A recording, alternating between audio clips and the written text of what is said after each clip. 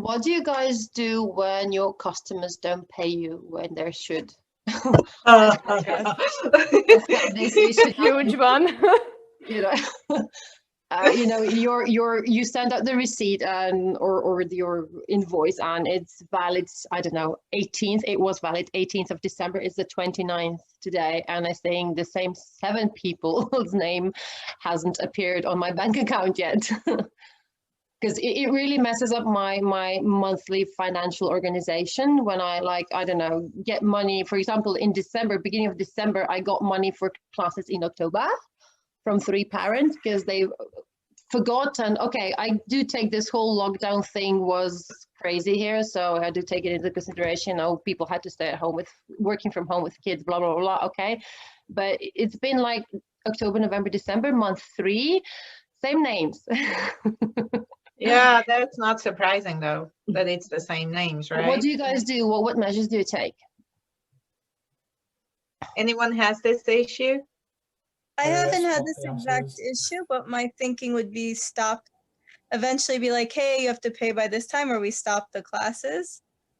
Is it too harsh or just? No. No. Sorry. No?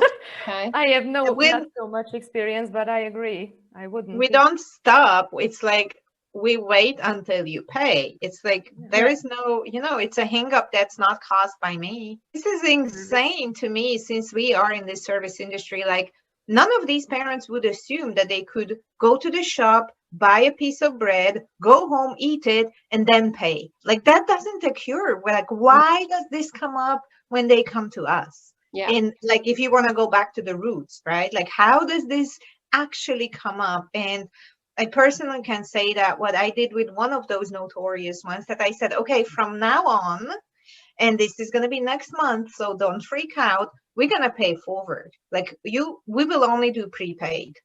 And we just have to flip that coin once. You have to double pay only once. And from then on, it's going to be exactly the same amount, except that you're going to pay the next month.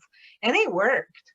So that's one thing to do, that flip it once, communicate it really nicely. The new year is probably a very good moment to introduce something like that. Like, why not prepaid? That would be a good question to workshop for yourself in your little journal. Like, what's against, what's pro, what's against, how could you implement it? How would it work? It doesn't have to be implemented. This is just exploring the options. I switched this year, and I've got a more fluid timetable with my individuals, because I've started teaching at a school. Why this year? Anyway, in school, out of school, capsules, full classes. Oh, never mind. But I had an issue with one woman who was terrible about paying. She'd forgotten to go to the ATM. Then we switched to the banking apps. There was a problem with her credit card. There was always a story. Something, yeah. Trust me, that family is not short for money, so it wasn't that. I know, that's the point. Like, those who have less are regular paying customers. Those who are loaded. They know, because they know what it feels like when they're not paid on time. Yeah. So they're more aware. Yeah, I believe that. Her kids were also a nightmare, and luckily for me, I had a waiting list. First month, it didn't happen. Okay, second month, it didn't happen. I said to her, look, I have a waiting list. Pay now, get on top of it. Third month, still didn't happen. Fourth month, I said, okay, we're done. I think she still owes me three years later for that month of lessons, but you know what? Goodbye. Like, if you are in that place of luxury that you have people waiting for you to have time, you could, like, I would actually flip to the prepay, but also you can dangle it in their faces. You know what? Even if you don't have a waiting list, dangle it in their faces. Yeah.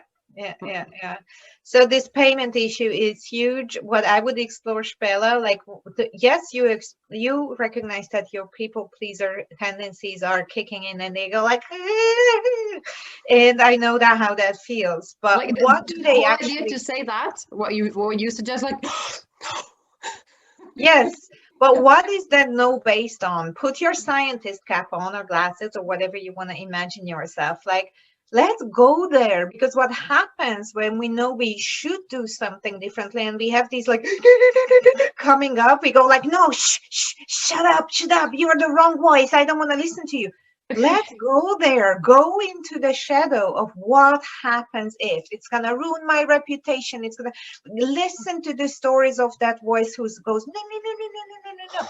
Because we need to, the only way to disarm or integrate or whatever you want to call it, progressive psychology wise, is to listen first, neutral as possible. Like, let me write down or just talk to the mirror, do whatever, voice note it out, what your style is. When I have a minute to, like, what this no actually say? What does it say? What's happening there? What's going on in that shadow? Because we need to shed the light in there first, okay? And then you can see if it's rational or not, because sometimes you hear your sentences, you see it, right? It's gonna ruin my reputation. And then you can go question that, but properly, not just like suppressing and disowning it, you know? Like, is it really going to ruin my reputation if I actually ask people who I served already to pay for the service? Like, who will look at it as a bad thing? Like, then you can go into it, right? Mm. Does it make sense? Yeah.